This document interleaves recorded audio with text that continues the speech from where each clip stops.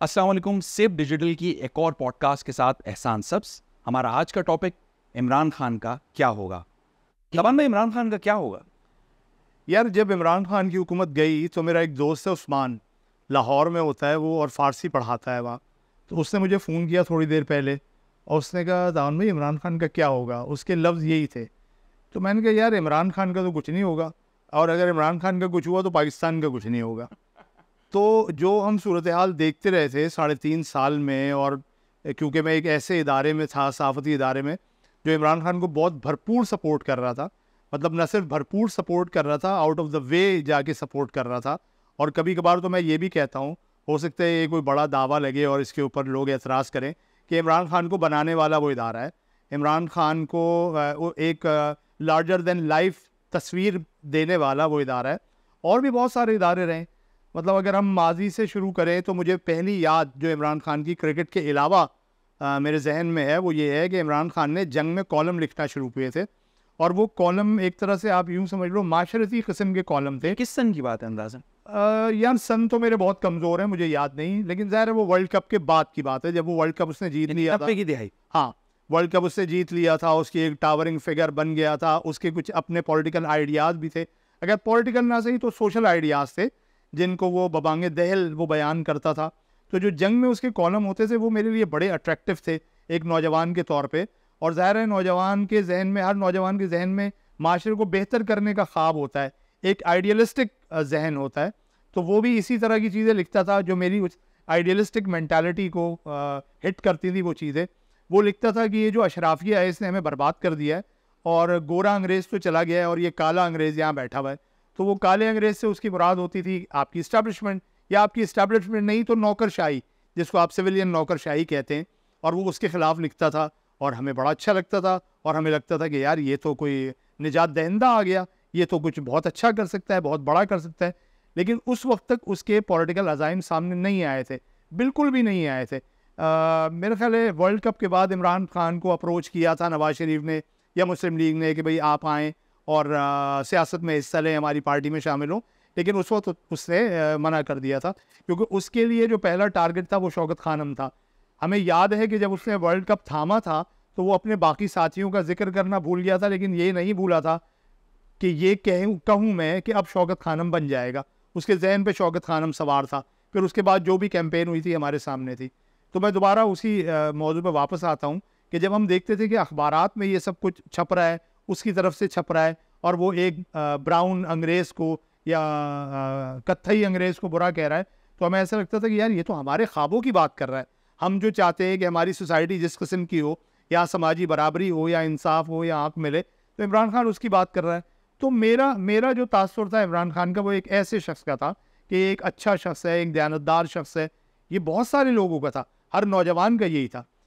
खैर, तो मैं जो उसकी दूसरी जो मेरे जहन में याद है वो ये है कि जब वो पॉलिटिक्स में आया तो उसने कहा कि मैं अपराइट लोगों को अपने साथ मिलाऊंगा, और मैं दयानतदारी से को अहमियत दूंगा, और मुझे ये परवाह नहीं है कि मैं इलेक्शन जीतता हूँ या नहीं जीतता, लेकिन मुझे वो लोग नहीं चाहिए जिनको हम सो कॉल्ड यूँ कह लो, उनके क्या हम इस्तेलाह देते हैं कि जो सक्सेसफुल कैंडिडेट्स जिनको हम कहते हैं कि जी ये एक विनिंग कैंडिडेट होंगे, मुझे इससे दिलचस्पी नहीं है कि कौन आता है मेरे पार्टी में, कौन नहीं आता। वो मैंने बहुत पहले एक जुमला पढ़ा था कि I am an idealist, I don't know my way but I am on the way. तो मुझे लगा था कि इमरान खान के भी जहन में यही है कि भाई मैं आइडियलिस्ट हूँ, मुझे तो अपने रास्ते पे चलना है। अब मैं वो जीतता हूँ या नहीं जीतता तो मैं अपने रास्ते पे हूँगा। बिल्कुल ऐसे ही जैसे हम नबियों के बारे में सुनते हैं कि नबी जिस उसूल के पाबंद हो जाते हैं वो उससे हिलने का नाम नहीं लेते। जिस चीज़ को वो दुरुस्त समझते हैं उसको दुरुस्त समझते हैं। उनके लिए कामयाबी नाकामी की वो अहमियत नहीं होती जो अपने उसूलों पे कायम रहने की अहमियत होती है। तो हमें ऐसा लगता था कि इमरान खान भी ऐसा ही है, उन्हीं का पैरोकार है जो कहते हैं कि पैगंबरों की राह पे चल कर ना देखना, और चल पड़ो तो राह के पत्थर ना देखना। तो वो भी राह के पत्थर नहीं देख रहा। लेकिन बहुत कुछ आगे जाके तब्दील हुआ, बहुत सारी बातें सामने आई कि शायद ऐसा नहीं था, या उसने कॉम्प्रोमाइज़ किए, या उसने यू टर्न्स लिए। तो उसने कुछ मायूस भी किया, उसने कुछ अफसरदा भी किया।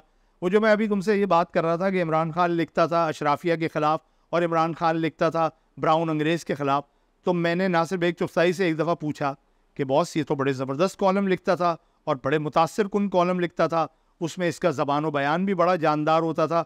अब तो ऐसा लगता है कि वो बात नहीं है, जो वो गुफ्तगू करता है उसमें बाज़ औक़ात आमियानापन भी झलकता है, उसमें बाज़ औक़ात बहुत सतही गुफ्तगू भी होती है। तो वो तो बड़े आला पाए के कॉलम होते थे। तो एनबीसी ने ज़रा मुस्कुराते हुए कहा कि तुम्हें क्या पता वो कॉलम कौन लिखता था। तो उसने भी मुझे झटका लगाया। तो ये बहुत सारी चीज़ें, एक मिक्स्ड फीलिंग है मेरी, मिक्स्ड उसके बारे में हवाले हैं उसके। नहीं तो आपको इमरान खान की नीयत पे शक है या आप उसको केपेबल नहीं समझते?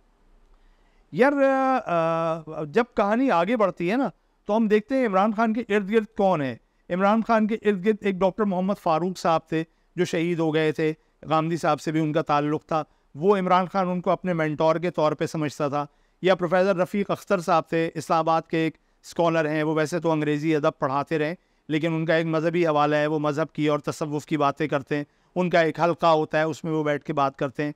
और इमरान खान से मुतारिफ़ उनको कराया था हारून रशीद ने, जो हमारे सहाफ़ी हैं, और हारून रशीद इसका बहुत दावा करते हैं कि इमरान खान को आगे ले जाने में मेरा बहुत हाथ है।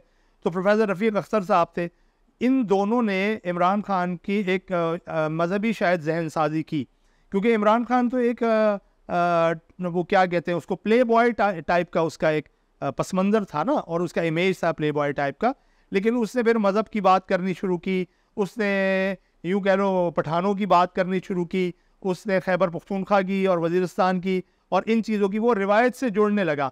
और उसने वो बातें करनी शुरू की जो ये ख़ास एक मज़हबी तबका हमारा करता है। प्रोफेसर रफ़ीक अख्तर साहब हो गए जो समझते हैं कि कोई मज़हबी इनकलाब आना चाहिए या कोई ऐसा मज़हबी माशरा बनना चाहिए जिसमें बहुत कुछ सही हो, जिसको आप रियासत मदीना का नाम दिया गया।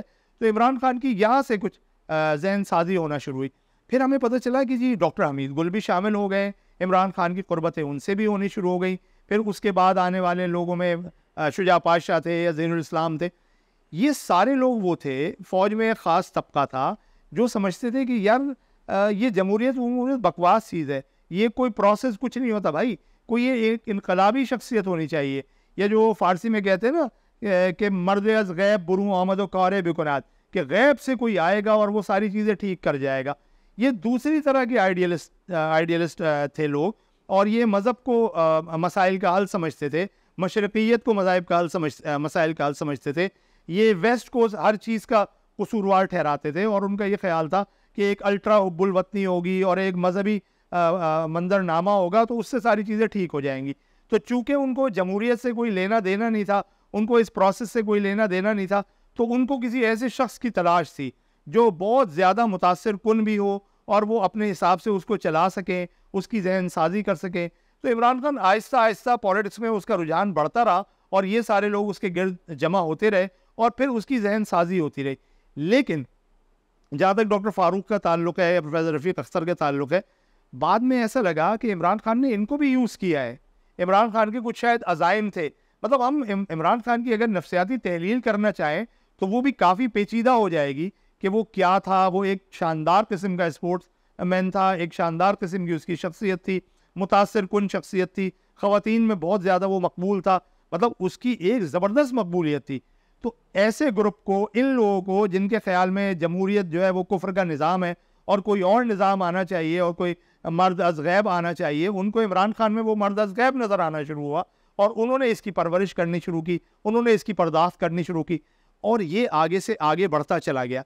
अच्छा, मुझे कभी कभार ऐसा लगता है कि इमरान खान पता नहीं इत्तफाकिया मिला है या इमरान खान को बाकायदा तैयार किया गया है, जैसे वो हमारे हकीम सईद साहब या डॉक्टर इसरार अहमद की तरफ भी चीज़ें मंसूब की जाती हैं कि भाई कहीं गैर मुल्क से, या चलो हम खुल के ही कहते हैं कि यहूदियों ने इमरान खान को आगे बढ़ाया है या उसको लेके आए। क्या वाकई ऐसा ही था, या क्या वाकई एक 70 साल से हमारी अशराफिया, हमारी इस्टेब्लिशमेंट ये एक ख़ास किस्म का मजहबी जहन किसी एक ऐसे शख्स की तलाश में था, किसी एक ऐसे शख्स की परवरिश कर रहा था जो इमरान खान की शक्ल में आया। जैसे मैं कभी कभार सोचता हूँ कि नसीम हिजाज़ी के जो नावल थे, नसीम हिजाज़ी का हीरो भी ऐसा ही था जैसे इमरान खान हमें नज़र आता है। वो एक ताकतवर शख्स है, वो एक बासलाहियत शख्स है, वो कुफ्र के निज़ाम को चैलेंज करने वाला शख्स है, वो कुफ्र के ख़िलाफ़ जंगे लड़ने वाला शख्स है। या जैसे हम इमरान सीरीज़ पढ़ते थे, मज़हर कलीम का इमरान, इब्ने सफ़ी का इमरान नहीं, इब्ने सफ़ी का इमरान एक सेक्युलर इमरान था, वो पार्टी भी करता था, वो मस्ती भी करता था, वो हंसी मजाक भी करता था, और वो एक जासूस भी था, और वो बदी की कुव्वतों के खिलाफ भी लड़ रहा था। लेकिन जब मज़हर कलीम ने फैसलाबाद में बैठ के इब्न सफ़ी लिखना शुरू किया और वो इलाहाबाद या मुरादाबाद का इब्न सफ़ी वाला इमरान नहीं रहा, तो वो इमरान मुख्तलिफ हो गया, वो एक ज़रा मजहबी इमरान हो गया। उसने शैतानी कुव्वतों के खिलाफ लड़ना शुरू कर दिया।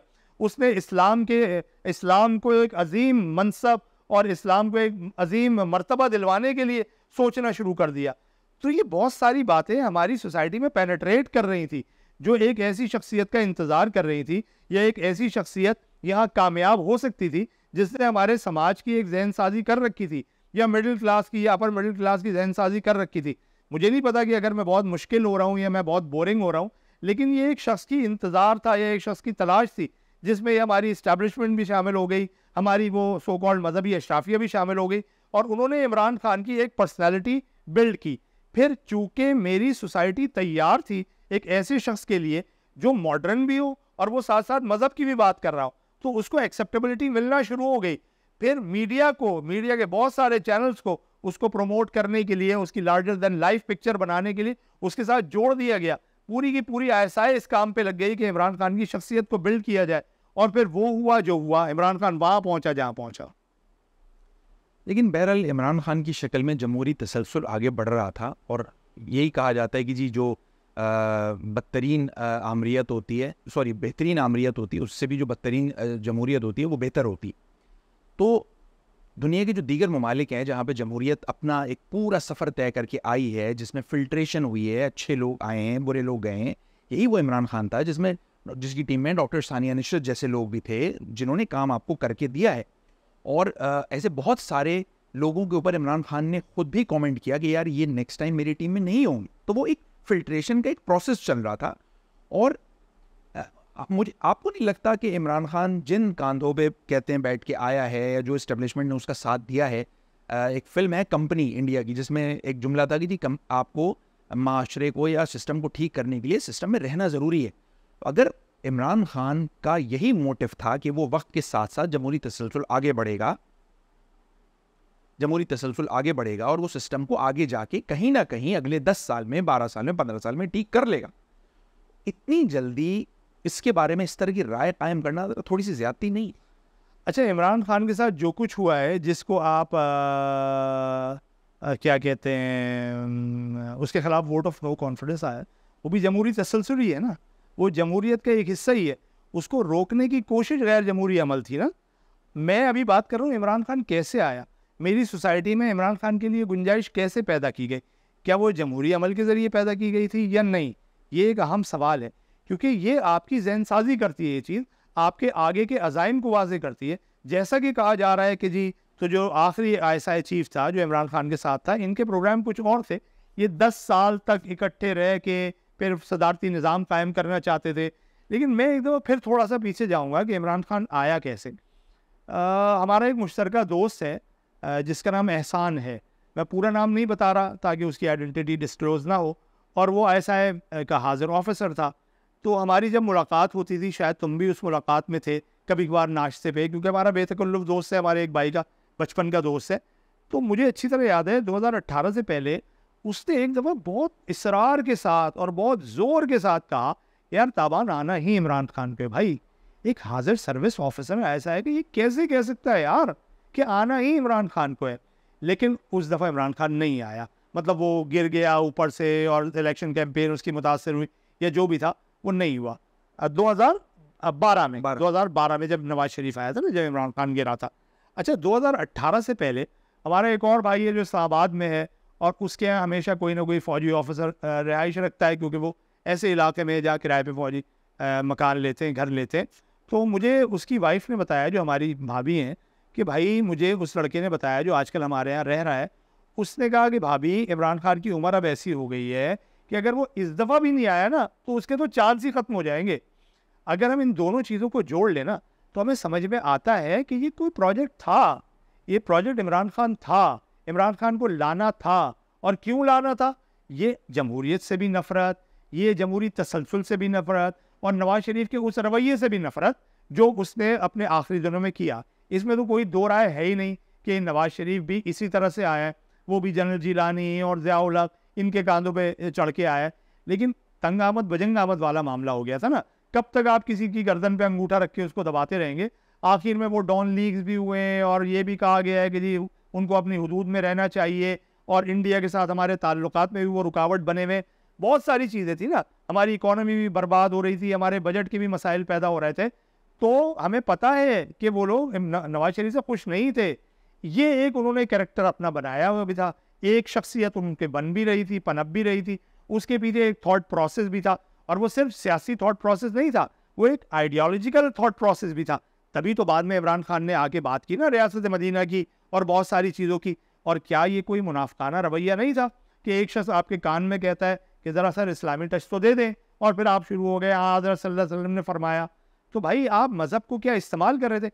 और फिर यार ये देखने वाली बात है कि आप किस ज़माने में रह रहे हैं, किस सोसाइटी में रह रहे हैं, चीज़ें इवॉल्व होती हैं। अब मैं ये नहीं कह रहा कि आप ज़ाहिर है वो खुलफ़ाए राशिदीन के निज़ाम पे बात ना करें या आप उस वक्त के दौर के ऊपर बात ना करें, आप बात करें, लेकिन चीज़ें इवॉल्व हुई है ना। वो आज 1400 साल वाला पुराना माहौल तो नहीं है ना। मैं ये बहुत एहतियात से कह रहा हूँ क्योंकि मुझे जिंदा भी रहना है ना। नहीं, जिंदा रहने के अलावा मैं ये समझता हूँ कि ये वाली जो बात आपने कही है मजहबी टच वाली, उस वक्त भी बहुत सारे लोगों ने ये बात कही थी कि यार ये इलेक्शन कैंपेन्स में होता है पूरी दुनिया में, ट्रम्प भी इस तरह के हथकंडे इस्तेमाल करता है, लोगों को ये देखा जाता है कि वो कितने पढ़े लिखे हैं, कौन सी चीज़ इलेक्शन में कारगर होगी। लेकिन उसके बाद उन पॉलिसियों में आपको इस्लामी तसलसल इतना कैसा नजर आया कि जो आप ये कह रहे हैं कि जी वो इस एजेंडे के ऊपर जो है वो आया था कि जी इस्लाम का नाम लेके और इन चीज़ों को ज़रा एक तरह से हाईलाइट करके अपनी जो है ना वो सफ़र आगे बढ़ाना है। असल में मुझे नहीं पता कि ये इस तरह इस्तेमाल होना काबिल कबूल होना चाहिए या नहीं होना चाहिए। जिस तरह जमहूरियत इवॉल्व हुई है ना, वेस्ट में इवॉल्व हुई है, ख़ास तौर पे यूरोप में इवॉल्व हुई है या जापान में इवॉल्व हुई है। अब तो भाई सच बताओ यार, अब तो आप 2 नंबर ही ना करो, कम से कम अपनी आवाम से तो झूठ ना बोलो ना। जिनके आप नुमाइंदे बन रहे हो उनको आप अपनी हकीकी राय बताएं, अपनी हकीकी पॉलिसीज़ बताएं, आप दयानतदारी बरतें। और मैंने जैसे शुरू में कहा कि यार इमरान खान तो हमारा हीरो हुआ करता था ना, हम तो समझते थे कि यार ये आदमी ठीक करेगा, ये आदमी सही लोगों को लेके आएगा, ये आदमी। अगर वो भी वही कर रहा है और दूसरे भी वही कर रहे हैं तो दोनों में कोई फ़र्क नहीं रहा ना। अगर इसके खिलाफ कोई गलत तरीके से तहरीक अदम एतमाद आ गई तो आप कैसे उसके ऊपर उंगली उठाएंगे।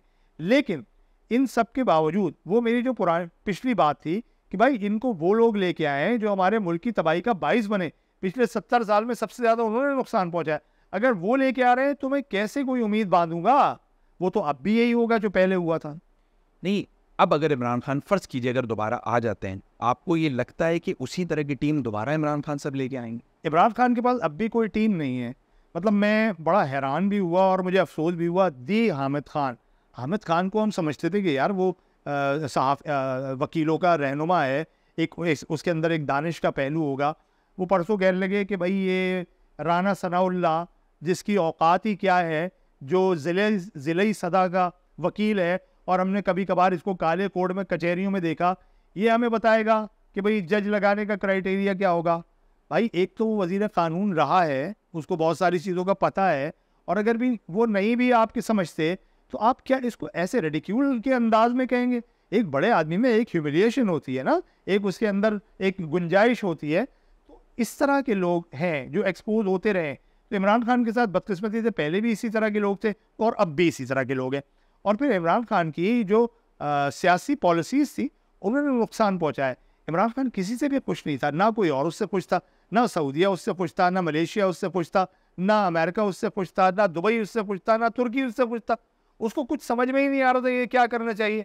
वो अपने आप को इतना सुप्रीम, इतना सुपीरियर, इतना अल्टीमेट समझ रहा था कि वो डिप्लोमेसी भी नहीं कर रहा था।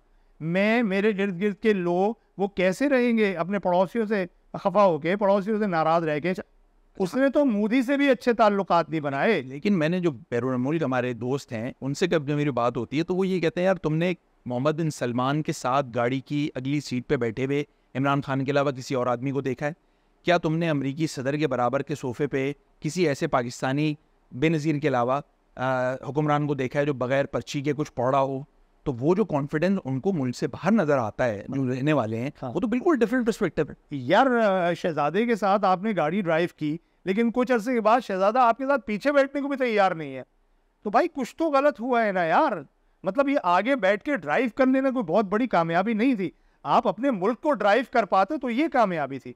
अगर वो आपसे नाराज हो जाता है, आपकी किसी बात पे उसको लगता है कि यार ये अजीब आदमी है, और आपको वो जो थोड़ी बहुत आपको ऑयल के अंदर हेल्प हो रही थी वो भी नहीं मिलती। अगर चाइना कहता है कि नहीं यार हम सीपैक नहीं करेंगे, हमें नहीं पता कि चाइना ने ये कहा है या नहीं कहा, लेकिन अमलन हुआ है ना भाई, वो सारा काम रुक गया था ना, कुछ भी नहीं हो रहा, रोल बैक हो गया था, रोल बैक हो गया था ना, तो अब कुछ नजर आना शुरू हुआ है। और मलेशिया और तुर्की वाला तो हमें पता है ना, अच्छी तरह से पता है कि आपने कोई और वादा करके आ गए, फिर आपने सऊदियों की खुशी के खातिर वो भी उसको छोड़ दिया, तो आपने उनको भी खफा किया, उनको आपने एक तरह से शर्मिंदा ही किया है ना, कि वो कश्मीर पे कॉन्फ्रेंस हो रही है मलेशिया में, तुर्की और मलेशिया वहाँ बैठे हुए, और जो कश्मीर जिसका मुद्दा है वो गया ही नहीं। तो मतलब आपकी पॉलिसीज भी अजीब व गरीब थी, आपका जो स्टैंड था वो भी अजीब व गरीब था, और आपके इस 3.5 साल में हुआ क्या मुझे तो समझ में नहीं आ रहा। वो जो आपने बड़े बड़े दावे किए थे कि भाई इतनी करोड़ नौकरियां मिलेंगी, इतने लाख घर बनेंगे, कोई एक बड़ा प्रोजेक्ट आप दिखा दे। कराची के लिए पता नहीं कितने बिलियन रुपीस का आप वादा करके गए, 2-3 दफा वादा करके गए, कभी कोई कुछ नजर आया है तुम्हें?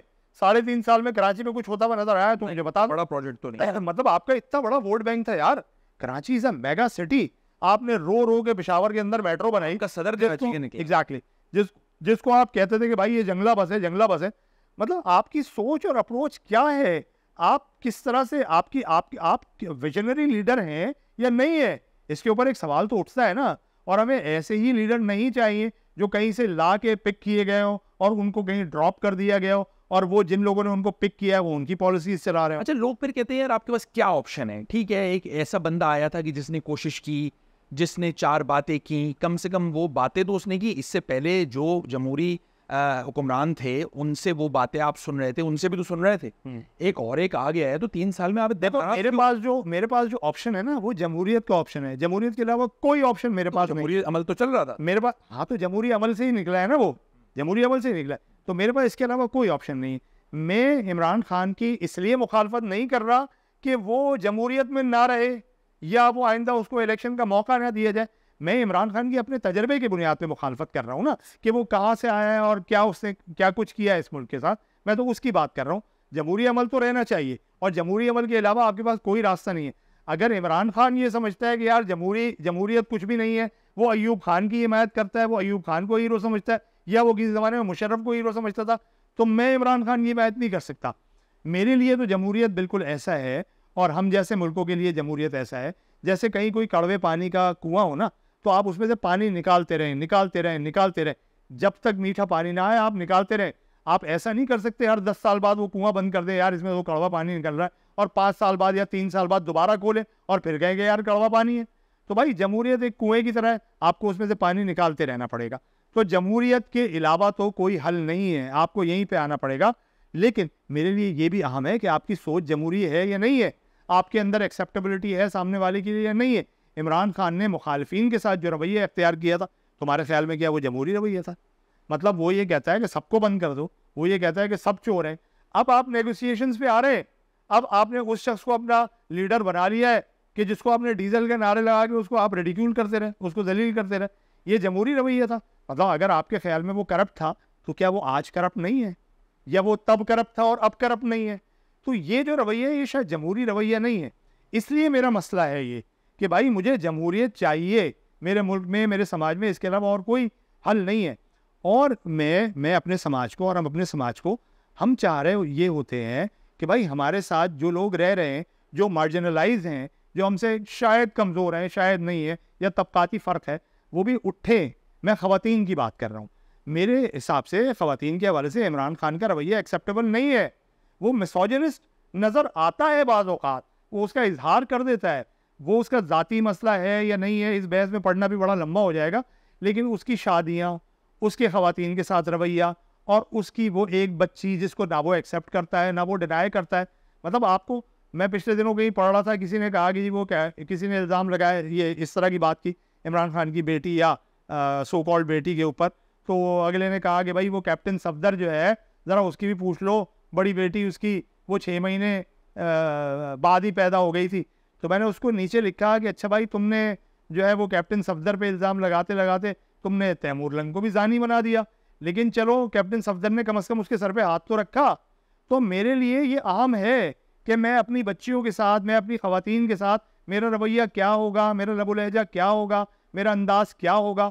मैं फिर ये बात कह रहा हूँ कि हो सकता है कि ये ज़ाती उसका मामला हो, लेकिन जब वो इस सतह पे आ जाता है तो ये सिर्फ ज़ाती नहीं रहता। हमारी एक बहुत करीबी दोस्त है, अब पता नहीं मैंने उससे पूछा नहीं वरना मैं उसका नाम भी ले लेता, रिपोर्टर है, तो उसने कहा कि ताबान हम जब खड़े होते थे रिपोर्टर्स साहबाद में हम खड़े होते थे तो मुझे बड़ा आराम से पता चल जाता था और फौरी पता चल जाता था कि इमरान खान ने स्पॉट कर लिया है कि इस ग्रुप में एक ही लड़की है, वो कहाँ है। तो ये सारे रवैये क्या एक सोसाइटी के लिए जहाँ ख़वातीन काम कर रही हैं, जहाँ ख़वातीन एक्सेल कर रही हैं, जहाँ ख़वातीन कामयाब होना चाह रही हैं, जहाँ ख़वातीन को हमें तहफ़्फ़ुज़ देना है, क्या ये एक्सेप्टेबल होगा? जैसे हम मलाला है, मलाला के बारे में मुझे ज़ाती तौर पे पता है कि हमारा वो एक ख़ास तबका उससे नफ़रत करता है। वो इमरान खान के इर्द गिर्द वो बहुत सारा तबका है, वो ऐसे ही है जो मलाला से नफ़रत करता है। वो उसकी जहन साजी की गई है ना उस तबके की, उसको बताया गया है, समझाया गया है, हमारी इस्टेब्लिशमेंट ने ये समझाया है, हमारे मुताला पाकिस्तान ने ये समझाया है, हमारी पीटीवी की चीज़ों ने ये बताया है कि भाई नहीं, हमारी अखलाकी कदर ये है, इस अखलाकी कदर से जो नीचे जाएगा वो तो घटिया है, वो तो जलील है। तो इमरान खान की भी वही एक सो कॉल्ड किस्म की अखलाकी कदर थी जो हमारे सो कॉल्ड लोगों की है, जो इस तरह की ख़वातीन को जो ज़रा आज़ाद अपने आप को तसव्वुर करती हैं, आज़ाद ख़याल तसव्वुर करती हैं, वो कामयाब होना चाहती हैं, वो ख़ुद को मर्द के बराबर समझती हैं, वो उनके लिए एक्सेप्टेबल नहीं है उस पूरी सोसाइटी के लिए या उस पूरे फ्रेम ऑफ माइंड के लिए। सिर्फ डिजिटल की आज की पॉडकास्ट आपने देखी। अल्लाह।